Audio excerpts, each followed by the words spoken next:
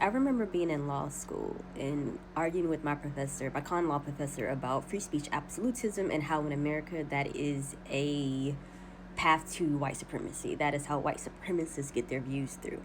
Like America, even when people say free speech, they do not mean left-leaning people, and they certainly don't mean communists or anyone who would be on the other extreme side of right-wing politics. This man would try to argue me down.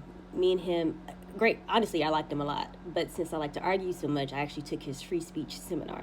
That way I had an opportunity to just have an hour a week arguing with him about free speech and about how America is a white right-wing society and it will never be open to free speech in reality. But also how free speech in itself, which was saying on CNN yesterday, she said it clumsily, but she said it, the arguments for free speech are to allow fascist talking points, is to allow white supremacist talking points, is not to allow anyone else to speak. You can use the easiest example, which is that you don't want a political party, let's say it's the Nazi party, to come in and say, hey, you know what, we want to get rid of all the people of color, whites only. We don't want to do that. We do not want to allow someone to do that again. There is no reason, I don't care if people voted for it or not, there is no reason to allow someone to perpetrate genocide, to advocate for genocide. What benefit to free speech is that? What do you want to gain from that? Squash it. Why do we need that? There is absolutely no argument in life that should allow something like that to happen. There's nothing you can say to me that's like, oh, okay, well, if they won it democratically, then it's okay to kill all these people. And what we're seeing now is the outcome of that. I saw it,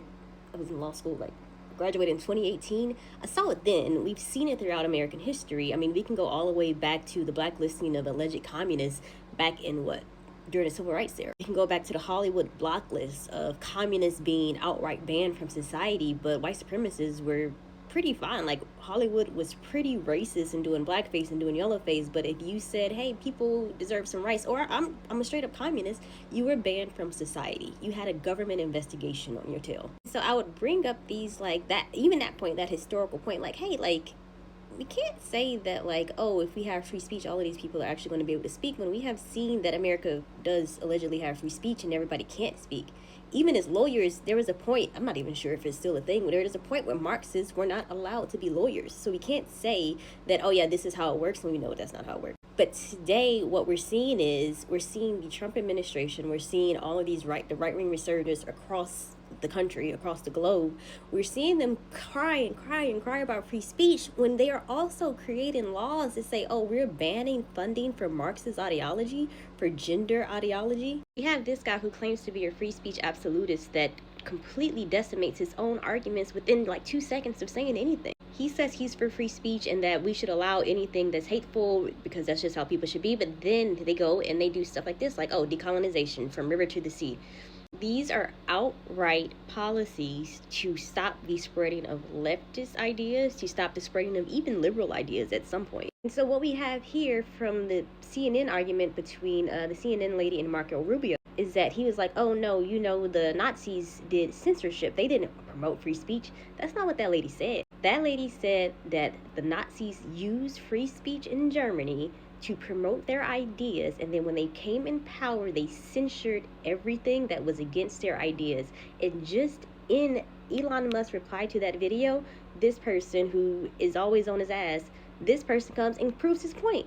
You were saying you're a free speech absolutist, but people can't say cisgender. Something that, one, isn't a slur by any means. Even if you don't like the way something is used, it doesn't make it a slur. There has to be a power imbalance. But you made cisgender a slur on your app just so you could stop people from talking about trans issues, because you yourself don't like them, and the goal of your administration is to erase trans people. And so you have gained power as you cry about free speech. You're using your power, you are using laws, you're using money to manipulate the laws into erasing these people and erasing free speech.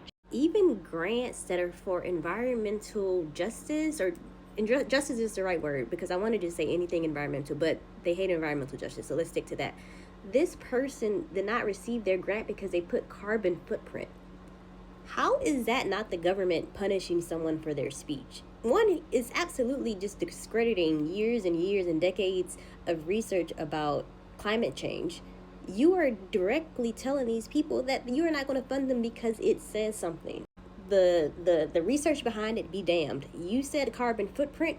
We don't like the idea of climate change, so we are going to not give you any money. Even with the DEI bans, they're banning anything that says anything about diversity, equity, and inclusion. There's a guy on here that said that they banned funding for some math grant because it had inequality in the title, even though it had nothing to do with race. So they're trying to erase so many aspects of our life, of our growth from society. You're trying to stop people, not even just in the government, but around the world, from speaking about certain things. And I know there's so many people who looked up to Elon, looked up to Trump.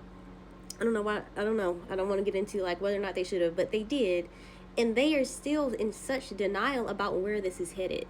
These people do not like black people. They don't like any brown people. They don't like the gays. They don't like trans people. They don't like anybody. But cis white men, they don't even like their own wives. And what they're calling DEI, like there are even black people who have mixed opinions about like, wait, is DEI actually helping us? I'm not getting into the merits of DEI. I'm getting into what they're calling DEI. So what we have is the Equal Opportunity Act. That protects everybody, literally everybody, not even just black people, from discrimination in the workplace. These DEI officers are there to help protect Equal Opportunity Act issues. So when they say they are banning DEI, what they're doing is, again, for, I don't know, it's been 6 minutes of this video that I thought was going to be 60 seconds. So I don't know how many times I said this. They're trying to ban discussions about protecting, oh, there's the environmental justice thing right there. They're trying to ban conversations about things that were implemented to protect us, all of us. And I say conversations because somebody's going to be like, oh, well, they can decide what to and do not fund. One, if your government is deciding what to and do not fund based on ideology, based on them being white supremacists, that's kind of a problem. Like the federal government, these federal jobs are supposed to be like non-biased, just saying. They're supposed to hold up the Constitution, all of that, but they should not be going hard into these ideology arguments. But even outside of whether or not you believe they have the choice to fund this, or they should have the choice to fund this, they are still trying to stop conversations. They are telling employees to not include she and her and other pronouns in their bio. They do not want any conversation that would help contribute to the existence of acknowledging racism, again, acknowledging trans people, acknowledging any queer people. That is an outright attack on free speech, as they run around Europe for some reason and telling Europeans that they don't accept free speech. Like, is anybody being thrown into jail for explicitly for their speech in America? No, but the police do harass people who speak out against them, and they do trump up charges. But they're trying to make it seem like Europe doing the same thing, which I can also have critiques about Europe doing the same thing. But Europe, like, actually arresting people for social media posts is just like such a giant attack on free speech, as we are literally living through a right-wing takeover of every aspect of our government and our lives.